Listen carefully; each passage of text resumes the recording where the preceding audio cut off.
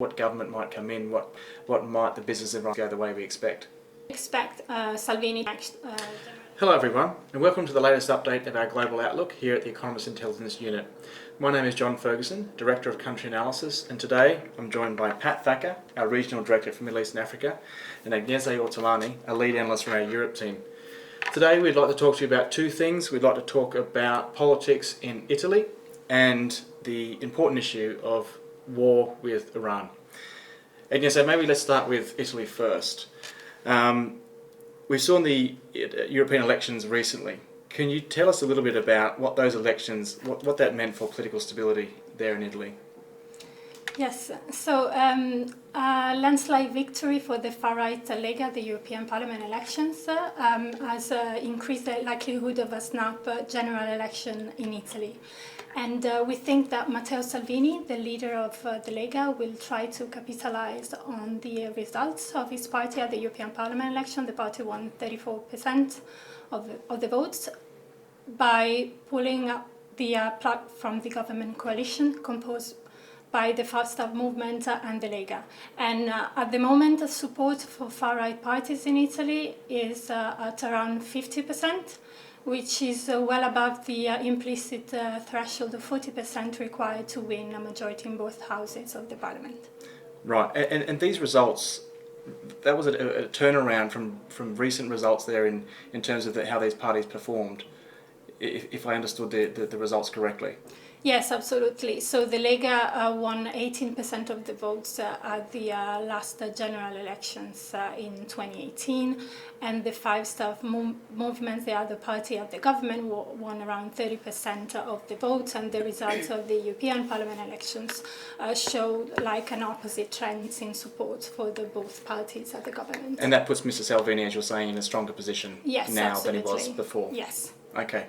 So the next thing I wanted to ask you was about something I hear about, this EDP, right? This excessive deficit procedure. For those of us who maybe don't look at this that often, for our viewers, can you tell us a little bit about what that is and why did the European Commission decide to recommend this opening of the EDP for Italy? Yes, so the fiscal deficit data for 2018 for Italy showed a deficit of 2.1% of GDP, which was wider than planned, and also the public debt rose to 132.2% of GDP in 2018, instead of falling as the government promised. So things are going in the wrong direction. The European Commission in December, exactly. And so this left the European Commission with little choice but to open debt-based excessive deficit procedures against the country for violation of the EU fiscal rules. So the next step would be, if the government doesn't do much to address these imbalances, for the Council to go ahead and open these procedures, which would lock the country in multi-year fiscal correction plans. And so we don't expect this to happen before the end of the summer, just because the Council will give the Commission and the government time for dialogue. And but we believe that the EDP will ultimately go ahead because of the strong deviation from what was agreed with the EU and from the government's resistance to change its fiscal plan. This doesn't mean that the country will be fined under EU rules, because this never happened before, and it would have to be endorsed by other members of the European Union, but of course this would result in increased volatility on financial markets that would put pressure on Italy's borrowing costs and also on its fragile banking sector. So I imagine the European Commission going down the path of an EDP just doesn't go down well in Italy or many other countries. So it must be putting pressure on the government and the policymakers there about having to react, having to respond. So I can imagine this puts Italy in a difficult position. What does this mean going forward? Is the current government going to last? Because I imagine there's a lot of pressure building up around these fiscal issues that you talk about. Yes, absolutely. So we think that the negotiations for the budget for 2020 will be particularly difficult, and we think that Salvini could use the frictions with its government coalition party, the Fiscal movements, and the European Commission in autumn as an opportunity to withdraw from the government coalition. So the government is now targeting a fiscal deficit of 2.4% this year, but we believe because of the weak nominal GDP growth and also the pressure on the expenditure side, that the fiscal deficit will come out at 2.9% this year. Right, and it's quite a difference. Yes, and 2.8% for next year. The other thing we have to bear in mind is that there are also other risks coming from the fact that Salvini is pushing for for an extension of a 50% income tax for next year. That would result in an increase in terms of expenditure of around 30 billion per year, 1.3% of GDP, and also that the government has to raise 23 billion or 1.2% of GDP in the 2020 budget to avoid an increase in VAT in January. So this is another risk to our fiscal focus.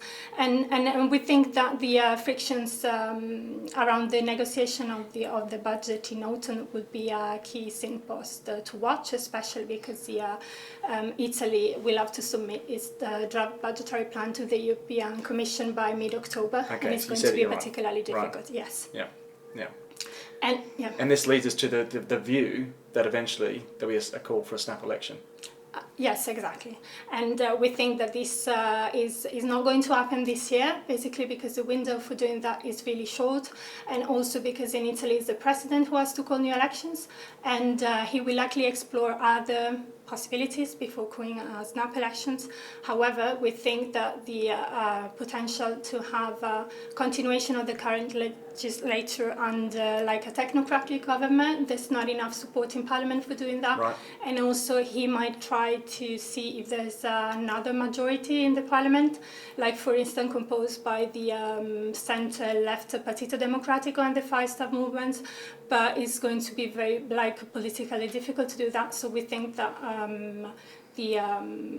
this will result as the most likely option in snap elections early next year or in the first half of 2020. Right. And also elections in autumn usually don't happen in Italy because they interfere with the budget process, and so the president will try to push. And we have a different view elections. there to a few others that look at Italy in this sense, that we think it'll actually fall into next year because of these issues around the sensitivity around trying to have an election around budget time. Exactly, yes. There has been a lot of speculation on media, especially in Italy, and pressure on whether the government will fall this year, but we attach like a 60% probability of new election next year and only a 20% probability of the government falling this year. So just the last question I want to ask you, what does that mean for 2020? What government might come in, what parties might combine, and what might the business environment look if things go the way we expect? So we expect Salvini to win at the next general election, and as a leader of a right-wing coalition composed by the centre-right Berlusconi's Forza d'Italia and also the post-fascist Forza Italia and also the post-fascist Fratelli d'Italia. Right. And investors they would expect Salvini to continue to push for fiscal loosening. And also emphasis on tax cuts, Yep. Deregulation, and Italy will continue to keep like a protectionist stances towards like foreign investors, and of course there's going to be a lot of mixed messaging on Italy's support for the EU, which will give backed signals to financial markets, and so we would expect further turbulence on financial markets. Absolutely. Agnese, thanks so much. So coming up into the autumn, a lot to watch in Italy. Budget season, lots of political volatility, but we do think the tension will result in a snap election next year. Yes. Fantastic. Okay, from Italy to Iran, one of our favourite topics here on our monthly videos and updates. Pat, it's a difficult question to ask, but the US and all of the world's focus has been on Iran recently and tensions between US and Iran. And I want to ask you, is the US going to war with Iran? A very frightening thought. and the prospect of war between Iran and US is certainly keeping the world on tenterhooks, and it'll continue to do so in the coming months and maybe the next couple of years at least. But what you have to keep in perspective is the thought of the war, especially in light of the previous conflicts in the region. The long-drawn 1980s Iran-Iraq conflict is very much at the top of the mind, and the 2003 US invasion of Iraq. That was pretty messy, not only just going in, but also the exit. So what you have to keep in mind is why now? The recent Gulf attacks on the tankers is one of the key things, but also the first explicit sovereign attack action taken by Iran against a US drone recently triggered off even heightened tensions between the two countries. Importantly, this is a very key point, around 2/3 of the oil, global oil, passes through the Straits of Hormuz. Right. It's a very critical area for the world. So the global economy is quite vulnerable to extremely vulnerable, I would say. In the Middle East. Any disruption, even if it's for 24 hours or 48 hours, of this crucial trade route would have serious implications not only for oil prices, but also the movement of trade going through the Strait of Hormuz. In the 1980s, the Saudi East-West pipeline were designed to avoid the Strait of Hormuz choke point, which could be closed in a clash with Iran. So you can see the critical area of the geographical importance of this area. One of the key things you also is to take on board is Iran does have a long history of attacks on shipping, and latest terrorist attacks, its tantrum over the uranium stockpile, our attempts to scare the world into ending sanctions that are crippling the economy, and there's no question about that. Importantly, neither side are ready to compromise. So going back to your questions, is there likely to be a full-blown military conflict? Our current assumption is no. We still do not expect a military confrontation between the US and Iran. Two key things. Firstly, Donald Trump is heading towards an election next year. His focus is very much going to be that. Also primarily motivated with a desire to be re-elected in 2020. 2016, one of his major pledge was to keep US out of wars in the Middle East. And to get out of some of the wars already going on. Which was the case has been. Right. At the same time, the Iranian regime also remains opposed to any kind of conflict. One, it cannot really afford it. Even if it could, it's not something that neither party would like to see it. What you will see instead is the US will continue to put maximum pressure on Iran through its strategy of sanctions. What is the motive behind it? Mr. Trump would really like to drive the Islamic Republic back to the negotiating table to renegotiate the Iran nuclear deal. Yeah, right. JCPOA. In the short term. However, and this is a big however, Iran's domestic opposition will not allow it to happen in the short term. So for Iran's side, it is hoping that Mr. Trump doesn't get re-elected, and with a new government in Washington, they'll go back to the drawing board in 2021 and make some kind of a deal in the coming years. Right. Even if neither side intends to spark a war, there remains a risk. And this is a risk which is increasingly growing with each day and each incident that takes place, and it's called accidental escalation. So one of the key things to remember in all of this, there are 0 channels of communication between the two key parties, Iran and the US, and nobody is acting as an umbrella to create a dialogue. And lack of communication, accidental miscalculations can all lead to some kind of a conflict. We're still not talking about full-blown conflict in the region. Yeah, but it's lower levels. Any other countries in the region that can provide that sort of link, that communication link between the two sides, even if the communications between the US and Iran are non-existent? Yes, there are a number of countries in the region itself. Qatar could play a very leading role of dialogue. Qatar has a good relationship with the US, with the largest military base there. And at the same time, it's got an extremely good relationship, long-standing relationship with Iran through trade, political, like-minded governments as well. And the other question I wanted to ask, Pat, about the US will continue to apply maximum pressure, but the Iranian economy is not about to collapse. they're quite skilled at running what we call a resistance economy, and that they can maintain that for quite a period of time. Yeah, you're right. It's Iran's lived through a number of sanctions over the last 20 years. They lived through the war. Iran-Iraq war is pretty bloody, long drawn, highly damaging for the economy. Sanctions have really hit the economy widely hard over the years. At the same time, Iran it's learned to be creative under sanctions and isolation over the years. However, the situation is pretty different this time.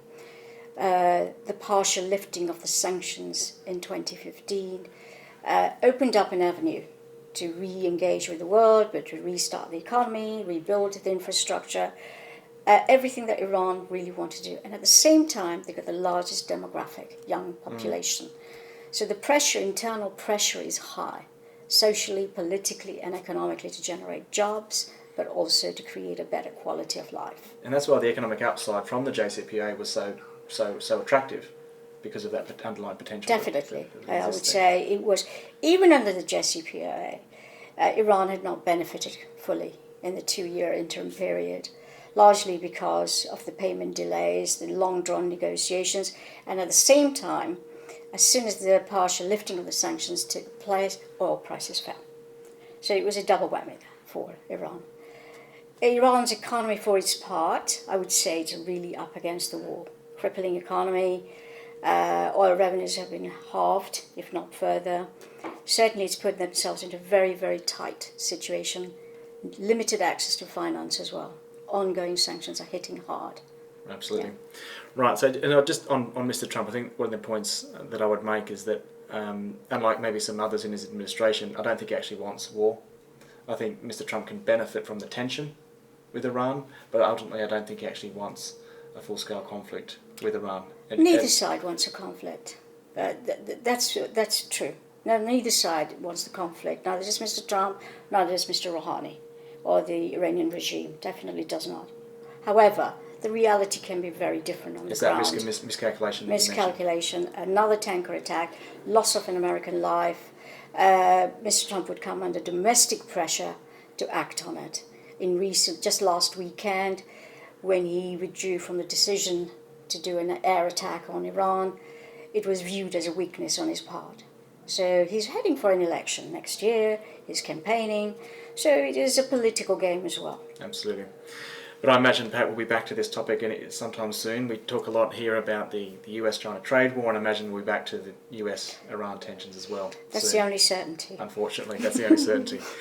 Okay, we'll wrap it up here, but thank you so much to Agnese and Pat for talking to me. The last thing to mention for clients and non-clients is to head to our website, eou.com. Please have a look at our latest white paper, which picks up some of the themes that Pat just talked about. It really looks at US relations with Iran, Turkey and Russia. It's a fantastic white paper, free to download. And also, keep an eye out for our Twitter feeds, both our staff Twitter feeds and our regional Twitter feeds as well.